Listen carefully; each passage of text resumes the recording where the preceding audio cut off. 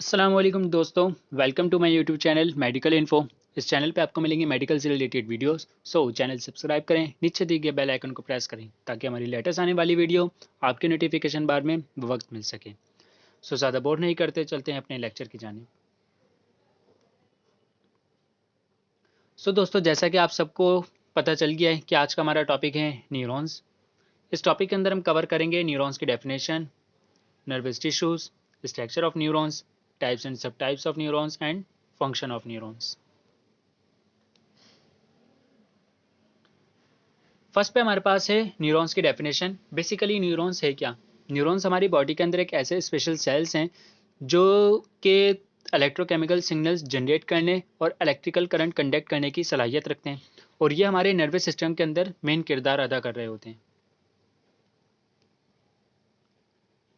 आगे अगर हम बात करें नर्वस टिश्यूज़ की, तो नर्वस टिश्यूज़ हमारे नर्वस सिस्टम के अंदर बेशुमार मुख्तलिफ़ किस्म के टिश्यूज़ काम कर रहे होते हैं, जिनके अंदर मेन किरदार न्यूरॉन्स का होता है, और न्यूरोग्लियल सेल्स इन न्यूरॉन्स को सपोर्ट कर रहे होते हैं। नर्वस टिश्यूज़ का काम क्या होता है? नर्वस टिश्यूज़ का काम हमारे नर्वस सिस्टम के अंदर कोऑर्डिनेशन एंड कंट्रोलिंग सिस्टम को मेंटेन रखना होता है और उसको वर्किंग कराना होता है। न्यूरॉन्स जो इलेक्ट्रोकेमिकल सिग्नल्स जनरेट करते हैं उन्हें हम नर्व इम्पल्स के नाम से जानते हैं। आगे अगर हम बात करें, लिखा है स्ट्रक्चर ऑफ न्यूरॉन्स। याद रखिएगा, न्यूरॉन्स के साइज एंड शेप के हिसाब से न्यूरॉन्स की मुख्तलिफ किस्म होती हैं, जबकि हर न्यूरॉन्स के अंदर तीन हिस्से मौजूद होते हैं या तीन पार्ट्स मौजूद होते हैं। फर्स्ट डेंड्राइट कहलाता है, सेकंड सेल बॉडी जिसे हम सोमा भी कहते हैं, एंड लास्ट में एक्सोन।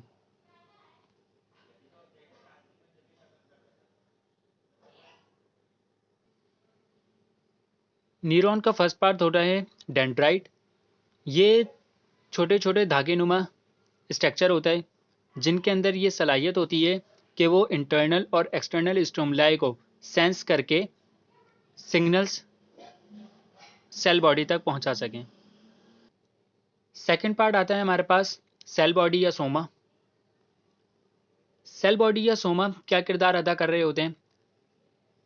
सेल बॉडी डेंड्राइट से सिग्नल्स को रिसीव करके उसे एक्सोन तक पहुंचाती है, और सेल बॉडी का मेन किरदार न्यूट्रिशनल पार्ट होता है।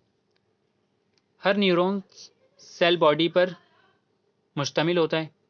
सेल बॉडी मतलब हर न्यूरॉन्स के अंदर सेल बॉडी पाई जाती है।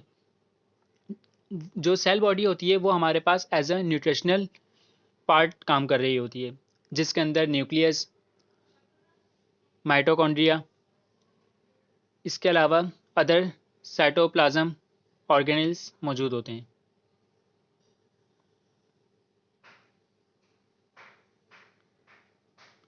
अगर हम बात करें थर्ड पार्ट और लास्ट पार्ट की, एक्सोन की, तो ये लॉन्ग थ्रेड लाइक स्ट्रक्चर होते हैं जो सेल बॉडी से सिग्नल रिसीव करके नेक्स्ट यानी जो दूसरे न्यूरॉन्स हैं उन तक वो सिग्नल्स पहुंचा सकें। एक्सोन के दो पार्ट और होते हैं, जिसे हम एक्सोन हिलुक और एक्सोन टर्मिनल कहते हैं। एक्सोन हिलुक वो पार्ट होता है जो कि डायरेक्ट सेल बॉडी से अटैच होता है, जबकि एक्सोन टर्मिनल वो पार्ट होता है जो कि अगले यानी सेकंड न्यूरॉन के डेंड्राइट से अटैच होता है। ये जो हमने पीछे तीनों बातें पढ़ी हैं, डेंड्राइट, एक्सोन और सेल बॉडी की, ये इस तस्वीर से आप सबको और वाज़ेह हो जाएंगी। डेंड्राइट, ये जो भी आपको fine small thread like structure दिख रहे हैं, ये तमाम के तमाम है डेंड्राइट। जबकि ये जो बीच वाला पार्ट आपको दिख रहा है लाइट ऑरेंज कलर का, ये है सेल बॉडी, जिसके अंदर न्यूक्लियस मौजूद है जो कि एक न्यूरॉन्स को कंट्रोल भी कर रहा होता है और उसका एज ए न्यूट्रिशनल पार्ट काम भी अपना रोल प्ले कर रहा होता है। उसके बाद ये कंप्लीट एरिया एक्सोन कहलाता है। जो पार्ट एक्सोन का सेल बॉडी से अटैच होता है वो एक्सोन हिलुक कहलाता है, जबकि ये पार्ट ये पार्ट जो है वो सेकेंड न्यूरॉन्स के डेंड्राइट से अटैच होगा, जो कि एक्सॉन टर्मिनल कहलाता है। अब रही बात ये मेलन शीट की, तो मेलन शीट कवरिंग होती है प्रोटीन और लिपिड्स की। अच्छा, एक और बात याद रखिएगा कि एक न्यूरॉन्स दूसरे न्यूरॉन्स से अटैच किस तरीके से होता है। फर्स्ट न्यूरॉन का axon terminal part second neuron के डेंड्राइट से अटैच होता है। इसी तरह सेकंड न्यूरॉन का axon terminal part third neurons के डेंड्राइट से अटैच होता है, और इसी तरीके से ये चेन बनती चली जाती है। अब अगर हम बात करें टाइप्स ऑफ न्यूरॉन्स की, तो फंक्शन के हिसाब से न्यूरॉन्स की तीन टाइप्स हैं। फर्स्ट पर है हमारे पास सेंसरी न्यूरॉन्स, सेकंड है मोटर न्यूरॉन्स एंड थर्ड है इंटर न्यूरॉन्स। सेंसरी न्यूरॉन्स को डिस्कस करते हैं। सेंसरी न्यूरॉन्स हमारी बॉडी के अंदर एक्सटर्नल और इंटरनल स्टिमुलाई को सेंस करके वो सिग्नल रिसीव करते हैं और उसे सीएनएस यानी सेंट्रल नर्वस सिस्टम तक पहुंचाते हैं। दोबारा सुन लें, सेंसरी न्यूरॉन्स वो न्यूरॉन्स होते हैं जो कि हमारी बॉडी के इंटरनल और एक्सटर्नल स्टिमुलाई को सेंस करके वो सिग्नल्स हमारे सीएनएस यानी सेंट्रल नर्वस सिस्टम तक पहुंचाते हैं। सीएनएस सेंट्रल नर्वस सिस्टम हमारे ब्रेन में मौजूद होता है। मोटर न्यूरॉन्स क्या किरदार अदा कर रहे होते हैं। मोटर न्यूरॉन्स हमारे सीएनएस सेंट्रल नर्वस सिस्टम या स्पाइनल कॉर्ड से वो कमांड लेकर टारगेटेड ऑर्गन, टारगेटेड मसल्स या टारगेटेड ग्लैंड तक उस सिग्नल्स या उस जो कमांड होती है उसको पहुंचा देते हैं, ताकि हमारी बॉडी उस सिग्नल्स पे या उस स्टिमुलाई पे रिएक्ट कर सके। लास्ट में हमारे पास बचता है इंटर न्यूरॉन्स। इंटर न्यूरॉन्स हमारे ब्रेन और स्पाइनल कॉर्ड में मौजूद होते हैं, जो कि सेंसरी और मोटर न्यूरॉन्स को आपस में कनेक्ट कर रहे होते हैं।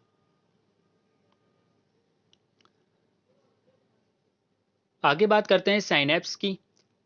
दो न्यूरॉन्स के दरमियान जो गैप होता है उसे साइनेप्स कहते हैं, और ये gap sodium ion and potassium ion से फिल हुआ होता है। जिस तरीके जैसा कि आप सब इस तस्वीर में देख भी सकते हैं, जो ये पार्ट है, दो न्यूरॉन्स आपस में कंबाइन होते वक्त जो गैप रखते हैं वो गैप सोडियम और पोटेशियम आयन से फिल हुआ होता है, जिसे हम साइनेप्स कहते हैं। उस गैप को हम साइनेप्स कहते हैं।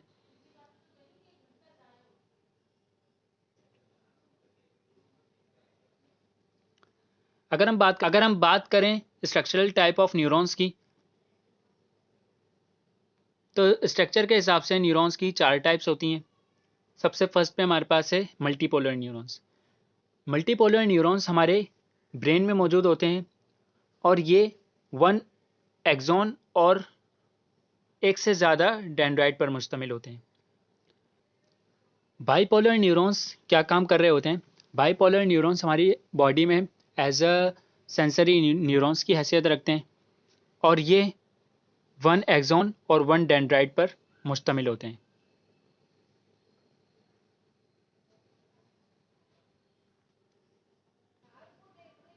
यूनिपोलर न्यूरॉन्स ऐसे न्यूरॉन्स होते हैं जिनमें डेंड्राइट और एक्सॉन आपस में फ्यूज्ड होकर एक ही नज़र आ रहे होते हैं, और ये न्यूरॉन्स यानी यूनिपोलर न्यूरॉन्स ज़्यादातर इनवर्टिब्रेट्स के अंदर पाए जाते हैं। पेस्यूडो यूनिपोलर क्या चीज़ है, मतलब ये किस टाइप के न्यूरॉन्स होते हैं।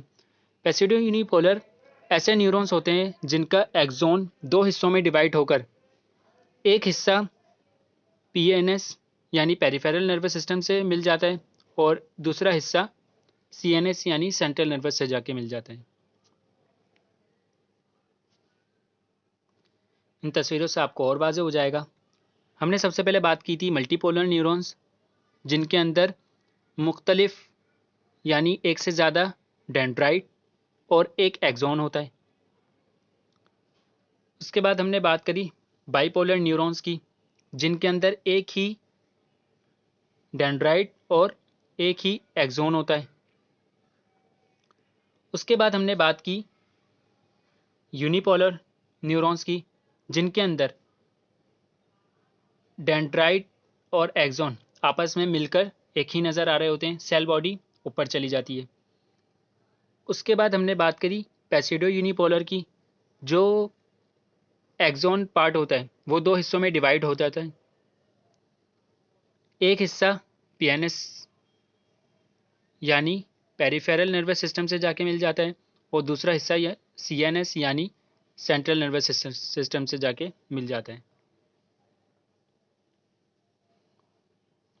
उसके बाद अगर हम बात करें न्यूरॉन्स की, तो न्यूरॉन्स का मेन किरदार, मेन फंक्शन यही है कि इनके अंदर ये सलाहियत मौजूद होती है कि ये इलेक्ट्रोकेमिकल सिग्नल्स को जनरेट कर सकें और इलेक्ट्रिकल करंट को कंडक्ट कर सकें। उसके बाद इनके अंदर गीलियल सेल्स मौजूद होते हैं।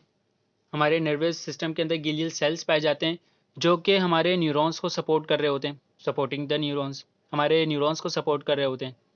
इसके अलावा केमिकल एंड इलेक्ट्रिकल साइनेप्स, जो दो न्यूरॉन्स के दरमियान गैप मौजूद होता है उसे हम साइनेप्स कहते हैं, जैसे कि हम लेक्चर में पहले बात कर चुके हैं।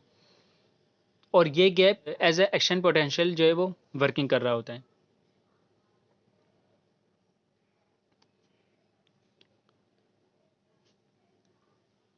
सो आई होप आप सबको ये लेक्चर समझ आ गया होगा।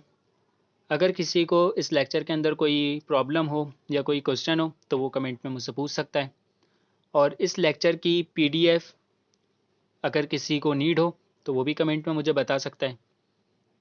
इस लेक्चर की कंप्लीट पीडीएफ मेरे पास मौजूद है, तो अगर किसी दोस्त को इस चीज़ की नीड हो तो वो भी मुझे इन्फॉर्म कर सकता है कमेंट के अंदर। मिलते हैं नेक्स्ट वीडियो में, जब तक के लिए अल्लाह हाफिज़।